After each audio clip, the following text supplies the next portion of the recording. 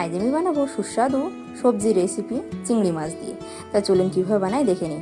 এখানে গরম জল বসিয়ে এখানে আলু পেঁপে টুকরো করে কেটে আমি সেদ্ধ বসিয়ে দিয়েছি। খুব কম তেলেই আমি রান্নাটা আজ দেখাবো আপনাদের। তো এখানে সেদ্ধ হয়ে গেছে, এবার দিয়ে দেবো পুঁই শাক দিয়ে একটু নুন আর একটু হলুদ গুঁড়ো দিয়ে আমি একটু নাড়াচাড়া করে এখানে এটা চাপা দিয়ে রেখে দেবো 5 মিনিটের জন্য। এভাবে নাড়াচাড়া করে চাপা দিয়ে রেখে দেবো। তো দেখুন সবজিটা কিন্তু আমার সেদ্ধ হয়ে গেছে।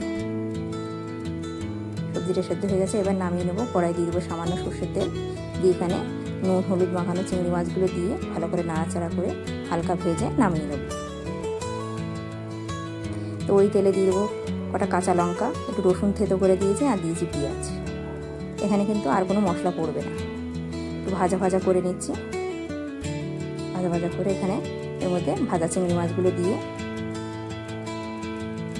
নাড়াচাড়া করে এখানে সবজিটা ঢেলে দিলাম। সবজিটা এভাবে একটু ফুটিয়ে নেবো। তো দেখুন সবজিটা কিন্তু আমার রেডি।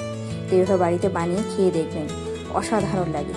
খুবই সিম্পল আর খুবই সহজে তৈরি হয়ে যাবে।